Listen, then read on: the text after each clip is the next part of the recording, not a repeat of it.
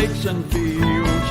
Outdoor ramblings, rambling about the outdoors with Milton and O'Neill. Rambling about the outdoors with Milton and O'Neill.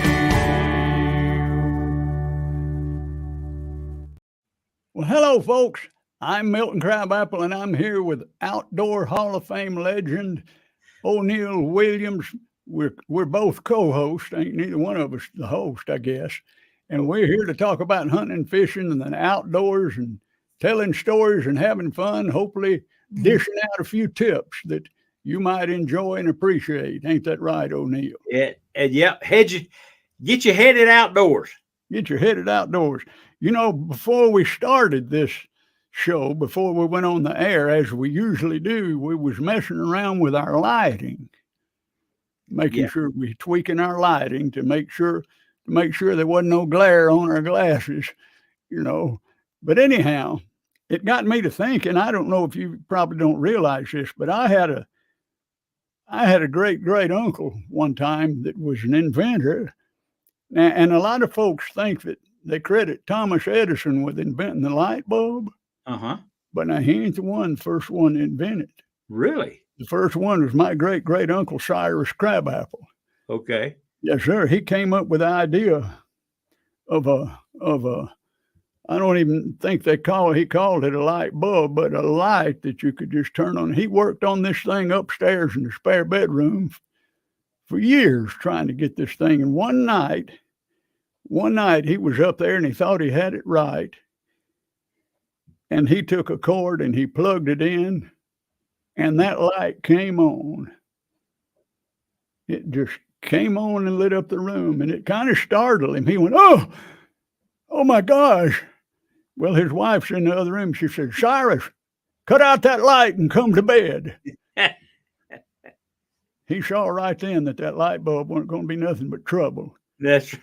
So he abandoned the whole thing. Oh, right? I understand. Well, he missed a fine opportunity, but you've got the history of him there, so you can be proud. Most folks don't. You know, turkey season just closed, and I came home kind of sad, thinking I ain't going to get to go back out in the woods again till, you know, I don't like to get out in the woods much during the hot weather. For one reason, it's hot. Yeah. And another reason, it's just bugs and mosquitoes and chiggers and ticks and poison ivy and all kind of stuff. And there ain't no hunting season. No, now, of course, if you hunt predators and things that are legal, you can. But ain't nowhere I'd rather be on this world than out in the woods or out by the lake somewhere. I was just telling you a fishing story about my grandson this past weekend, getting him out there and teaching him how to fish. But there's a whole lot more to hunting and fishing than catching. Oh, absolutely. Some of my best memories was when I was just a little kid, you know, Grandpa Crabapple taking me and my brother OC, and we'd sometimes be with some other people, but we just throw a little old tent in the back of the car and drive up to the mountains somewhere to go trout fishing, or drive off to some place up around Lake Lanier up there and just throw down on the ground and build us a little camp. He'd have a shovel, dig a little pit to make a fire. He'd have us go toting rocks to make a nice little fire pit, and dragging up sticks for firewood and breaking them up and making us a wood pile, and always had an axe. And you know, then we cooked our food on the fire. We had a little griddle. When we had to fix it where you could put this little grill over the fire. And we cooked food, and we spent the whole time rambling around in the woods, learning stuff, learning the trees, learning the trails, learning how to tell whether if there's any squirrels in these woods or not by looking at the signs where they've been sitting on a tree stump eating hickory nuts. And we learned to tell the difference between poison ivy and a little maple sprout coming up out of the ground. Yep. And we learned what to touch and what not to touch, and what to harvest and take home, what not to take home, and the bird sounds, bird calls. Looking at birds, we'd find old abandoned bird nest, and we saw snake, we'd catch it and pick it up and look at it and learn what to handle and what not to. And the more get us around the creek now, we was going to be in that creek turning over rocks and catching spring lizards and crawfish. Yes. If there was a deep hole in that creek, I remember one time taking a little old cane pole that wasn't much more than 6 feet long and putting about 5 feet of line on it with a little old hook and maybe a little old split shot. I don't even remember what we had on the end, but put a worm on that thing and drop it on the backside of one of them log jams in a little creek and come out of there with a red breast brim. And I remember putting a piece of hot dog on the end of a string and throwing it in there and then pulling it back slow and catching crawfish. And we camped out. We'd take them crawfish, find an old beer can somewhere, and cut the top out of it and rinse it out in the creek and put it in the fire and get it boiling, drop them crawfish in that beer can, and boil them up and sit there and eat them. And I'm telling you, we was in high cotton when we was doing stuff like that. Well, I think what's a great demonstration here, this is something that you did, 75 years ago when you were 5-year-old. And here you are still talking about it. You're not talking about going to Texas and sitting in a deer stand. You know what I mean? You're not talking about going to Costa Rica and fishing for sailfish. For a child, for somebody to learn, just go to the woods and stick around a couple of days. You'll be busy the entire time with those things that you just mentioned. That's exactly right. I was talking to a deer hunter, very successful deer hunter, a while back, and he was telling me about his grandson. His grandson has killed 2 or 3 deer and 2 or 3 turkeys already, and I think he's 9 years old, 10 years old. And I said, we were talking about our feeders, deer feeders, and I said, I'll tell you something now. If you want to have them kids have some fun, I said, you ought to just take them out there after deer season's over, as soon as it ends, and set up on them feeders out there and hunt squirrels. I said, squirrel hunting is a whole lot more fun than deer hunting. Oh, yeah. And his response to me was, well, I don't know. I've never been squirrel hunting. Ooh. That's too bad. And I thought that was too bad, really, because like you say, I'm sitting here, I could relive things and I was telling my grandson the other day when we were fishing, we drove through a big subdivision right up the road, cut through there I was on the way taking him home after we went fishing over at this private lake, going through a subdivision, and there was a big lake out there. And I said, when I was a kid, when I was your age, there weren't no houses around here, and this was a dirt road, and there wasn't a single house on this road except way up yonder at the end. And I said, but that lake was here when I was a kid. And I said, we used to come up here, me and my neighbor and my cousin, and we'd pack up and walk to that lake. Now, it was about, I guess, through the woods. The way we went through the woods, it was about a mile away. But we'd get our backpacks and the sleeping bags and our rods and reels and our flashlights and the Coleman lantern, and we'd always have with us a bucket full of Baltimore minnows. You remember them Baltimore minnows? Absolutely. And we'd have some night crawlers, and we'd go over the other side of that lake where there's a little cove. We'd make us a little campsite. And the one thing, and we'd camp out over there. We'd stay over there all day and spend the night out there in the woods by ourselves and come home the next day. The only thing we did not take with us, food. Because if we didn't catch some fish in that lake, we didn't have nothing to eat. But we never did worry about that, because we would spread out around that lake, and we'd come in with a stringer full of, sometimes it was just a long stick with a notch on the end where you run it up. We'd come back with a stringer, maybe a couple of bluegills and a warmouth and a couple of small bass. And, you never knew what we was going to have, but we always had us a frying pan there, and sometimes we'd cook them. But we just had a lot of fun doing that back in those days. And those are the memories I have. I used to visit my cousin in the North Georgia mountains The whole family came from the mountains, and a fishing trip with him. He was a year older, and I was 8, I guess. A fishing trip with him was, let's go get the bait. You went out into the fields and caught grasshoppers, went in behind the barn and dug for worms, and you'd find some crickets. So the fishing trip always started all the way back to getting the bait. Yeah. And I had a cane pole at his house with black nylon line, and that was my fishing rod. And the railroad ran right in front of their house. They owned, big acreage in the family, and the railroad ran in front of their house. And he and I, his name was Winfred, and he and I walked after we got the bait. We walked for 4 miles to get to the trestle, railroad trestle, and we fished underneath the trestle. Now, see, that was 8 years old, so that was 72 years ago. Some of my favorite trips. You still remember it? Yeah, I'll tell you another one of my favorite trips. You remember when they first filled up Lake Lanier? Oh, yeah. That was back in the late 50s. I'm not sure what year. It took it several years to get full. Yeah, they closed the dam in 54, and it was full by 57. That's what I thought, late 50s. Yeah.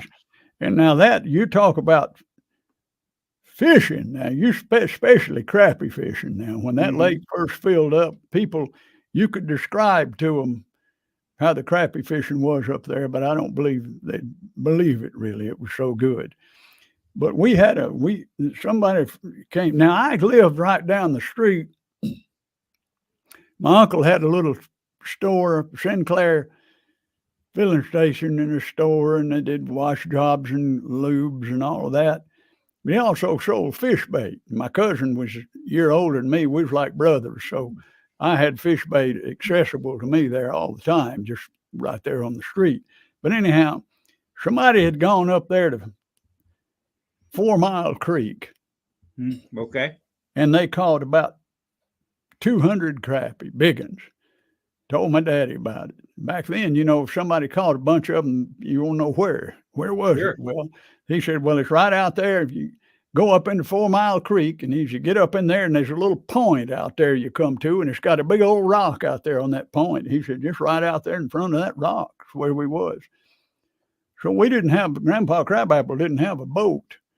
Had a little boat that we frog gigged in, but it wasn't a boat you wanted to get out on Lake Lanier in at all. So we parked there on Highway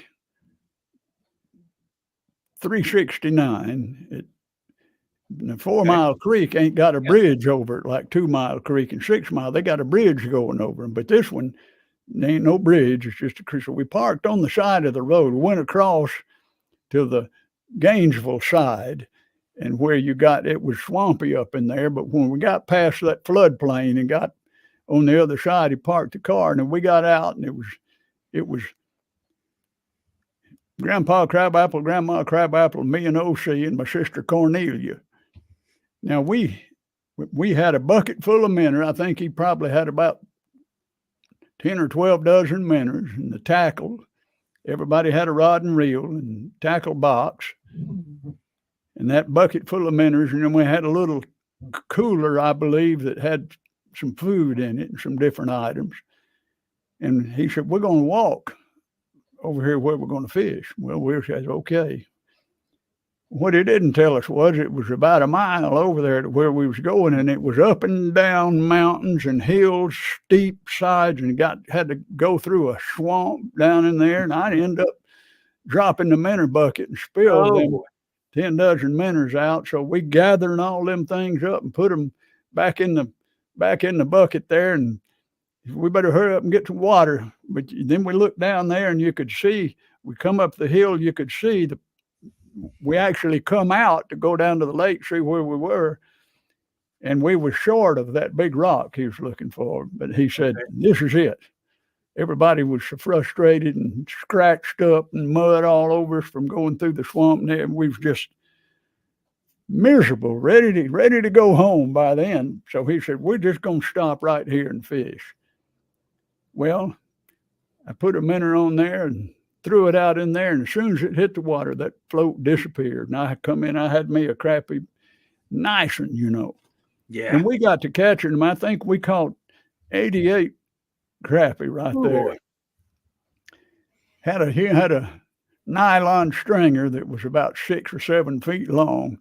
And we had all them things strung up, and he took his handkerchief out and wrapped it around his hands, and then wrapped the end of that nylon stringer and had them things on his shoulder. And he had the crappie laying up here on his shoulder, and he had 5 or 6 of them dragging the ground. That's how long that stringer crappie was. And we brought all them things home and cleaned them. And you talk about an adventure, because once we caught the first fish, all the thoughts of misery and bugs and tired and all that just totally disappeared. And that turned into a fishing trip, one of the best fishing trips I've ever been in my life. And don't you wish you had a cell phone so you could have a picture of that? I actually do have a picture of. No, I don't know that I do have a picture of that. But we got some pictures from those old days of fish we caught, but not of that particular one. But so many adventures like that. I couldn't tell them all on here. Yeah. Well, I had a good experience this week, and maybe it'll be a little demo. I write for several local newspapers, and I don't write about going to Costa Rica or Africa or places like that. I write about encouragement to expand the outdoor knowledge and experience of youngsters. Everybody has to have something to hang their hat on. In your case with your grandson, it's chess, right? That's true. Somebody's a football player or something like that. Everybody has to have something. And being a skilled outdoorsman as a youngster, it separates you from everybody. Everything else is easy. I know in my case with Travis, who now lives in Oklahoma, he would have been a really good football player in high school, but that was the fall of the year. That's deer season. So he didn't play football. He went deer hunting every day. There you go. And so in writing these advice columns, I had someone come up to me just the other day, a nice lady, and she said, I enjoy your columns so much. That's, well, thank you. I appreciate you saying that.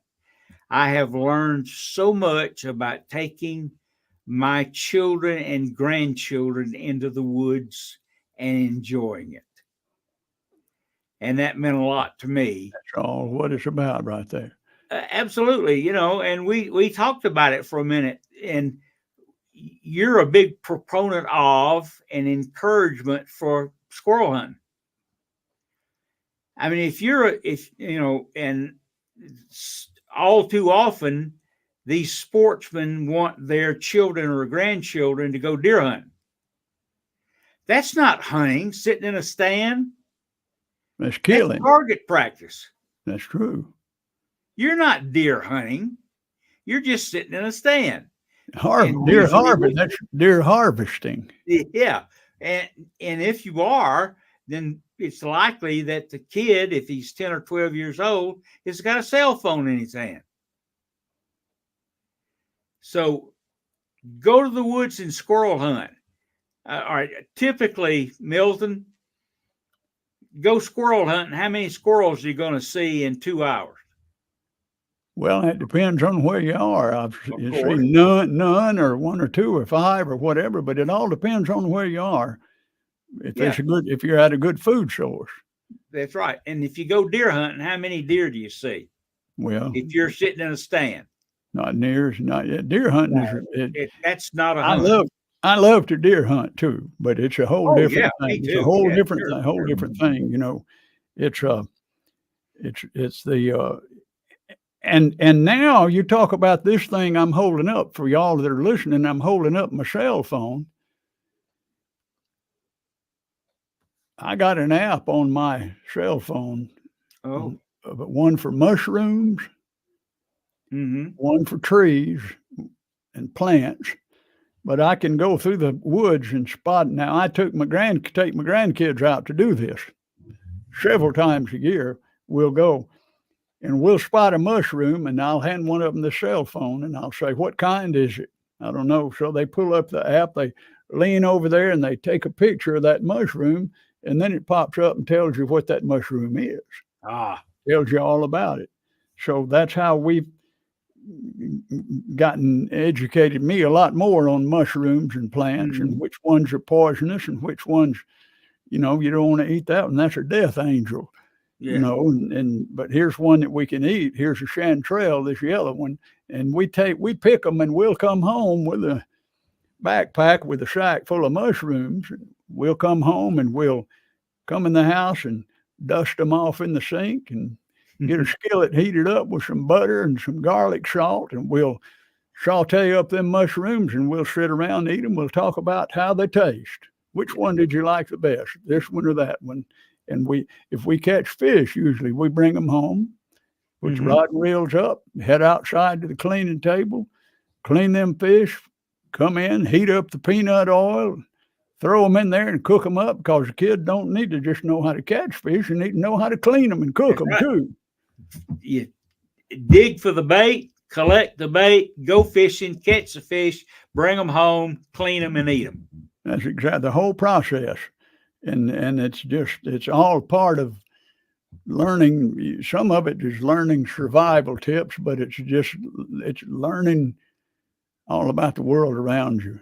Oh, absolutely. And two, let me say this, and this is connected to our subject, but when you take your son, grandson, granddaughter, you go squirrel hunting, or you go collect mushrooms, or you go look for a creek and try to catch some spring lizards or something. To me, what's important is just the two of you. It's not you and 50,000 other people at Grant Field for a tech game. I mean, that's good too. But the fishing and hunting and scouting and all that's the two of you. And to me, that's much more important. It is. Well, you know, you got to build the relationship with your children and your grandchildren early. And that's what cements them in life, so to speak. Gets their footprint. And later on, you want them to have all the memories like you and me do of being out there in the woods. You know, one thing that I went deer hunting with some folks. They took me down to their deer club. Now, this has been 25, 30 years ago, I guess. Close. It's been about 30 years ago. And Jason and me went, and other people down there at this club, and we went out and hunted, and it got cold. It started sleeting. It started raining, and then the rain turned into sleet.